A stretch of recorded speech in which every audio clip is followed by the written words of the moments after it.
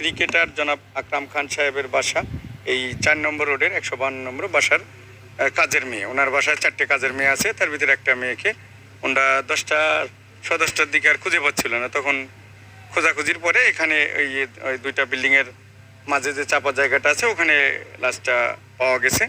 এখন আমরা সুরতাল করছি, আমাদের মহিলা সাব ইন্সপেক্টর নিয়ে আসা হয়েছে, সুরতাল করা হচ্ছে, লাশ মর্গে প্রেরণ করা হবে।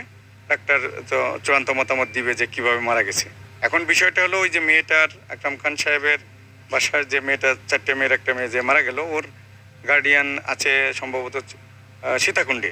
ওখানে মেসেজ পৌঁছিয়েছে, ওনারা আসবেন। ওনারা এসে কিভাবে ওনাদের বক্তব্য কি আসে বা এখানে পারিপার্শ্বিক অবস্থা, আমরা তো এখনও কাজ করছি, পারিপার্শ্বিক অবস্থা থেকে যেটা আসবে আইনগত ব্যবস্থা সেভাবেই নেওয়া হবে। মেয়ের নাম আকরাম খান সাহেবের সঙ্গে আমি কথা বলেছি, বা ওই যে ওনাদের বাসার লোকজনের সঙ্গে কথা বলেছি।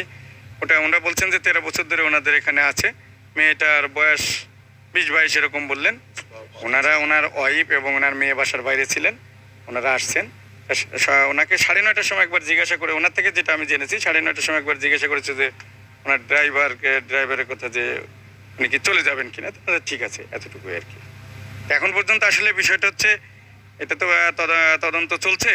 আর আমরা লাশটা পেয়েছি, বা লাশটাকে আপনার সুরতাল রিপোর্টে, আপনারাও যেহেতু ক্রাইম বিট করেন আপনারাও জানেন, মাথা থেকে পায়ের গোড়ালি পর্যন্ত টোটাল শরীরে কোথায় কি অবস্থা আছে এটা সুরতাল রিপোর্টে বর্ণনা থাকে, এবং মর্গে প্রেরণ করার পরে ডাক্তার চূড়ান্ত মতামত দেন যে আসলে কিভাবে মারা গেছেন।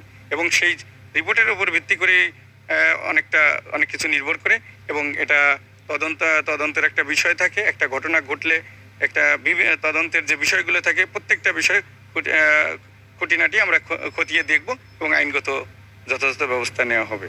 না, ওই যে ওইখানে আরও 3টা মেয়ে ছিল, তো আসলে ওইভাবে এখনো কেউ বলে নাই যে কোথা কি কারণে কি হতে পারে। এটা আসলে তো যে আপনাকে কিন্তু বারবার একটা কথা আমরা বলছি, তদন্তের অনেক বিষয় থাকে, যেটা আপনারা নিজেরাও ক্রাইম বিট করেন। তদন্তের অনেক বিষয় থাকে যেটা আমরা খতিয়ে দেখি।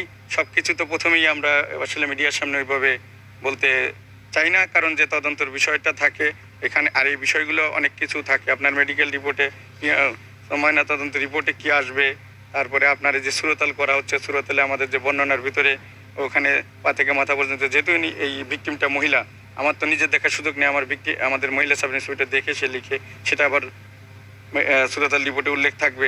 সব মিলিয়ে আসলে তদন্তের পরেই ক্লিয়ার হবে যে বিষয়টা কি। প্রাথমিকভাবে কি মনে করছি সেটা তো সুরতাল হচ্ছে, আর আমি এখনই মিডিয়ার সামনে সব কিছু বলে দিলে তো আমাদের তদন্ত কাজে বিঘ্ন ঘটার সম্ভাবনা থেকে যায়।